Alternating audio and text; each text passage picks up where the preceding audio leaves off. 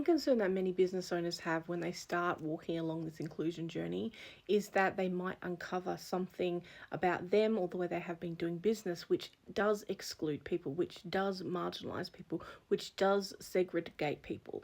And there is a concern or worry about that and how they would feel about that. It kind of impacts their thought on their own self-identity. So that can be a fear that comes out in business owners. The thing I want to say about this is, though, if you have been conditioned to behave a certain way, and in particular with business, we are taught to do business in particular ways. And if you don't know any other way is possible, there is no other way other than the way that has been taught or conditioned to be done in a particular way, how are you meant to know that there is other options? How are you meant to know that you can do business in a different way?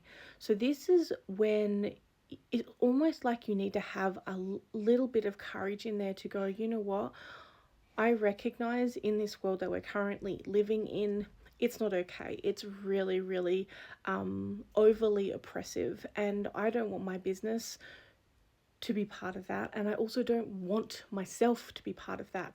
So it does take a little bit of courage to go, okay, I may find some things along the way that shake me a little bit, that scare me a little bit, or that make me feel not so great inside. But what we can do is we can really quickly move through that when we recognize that it is conditioning happening, and we can look at the systems and go, the systems are the things that contributed to that conditioning. So how can we stop doing those kinds of things? How can we stop thinking in those kinds of ways? And rather than doing business in the conditioned, really oppressive, awful ways, how can I do business in a way that's actually inclusive of those people that the systems are trying to exclude? How can we do business in a way that is going to make them feel welcomed, valued, and safe in my business spaces?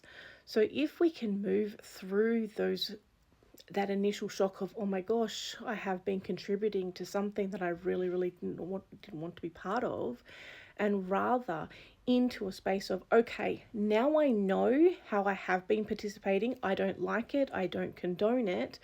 But with this information, how am I going to now do business differently to make sure it is aligned with the kind of business and the kind of person that I want to be in this world, which also contributes to a better world for the future too. That's just a little something I want you to think about. And if you are someone who has been considering starting to walk along that inclusion journey in your business, please know that you have my absolute support. My content is something that can help you along the way, and know that you can move out of that space of shock, or out of that space of self-disappointment, or out of that space of anger, all those kinds of things. We can move through those things into a space where you're actually empowered and you're taking charge of your business and how it actually runs and how it impacts the world. Hope you found this useful. Much love.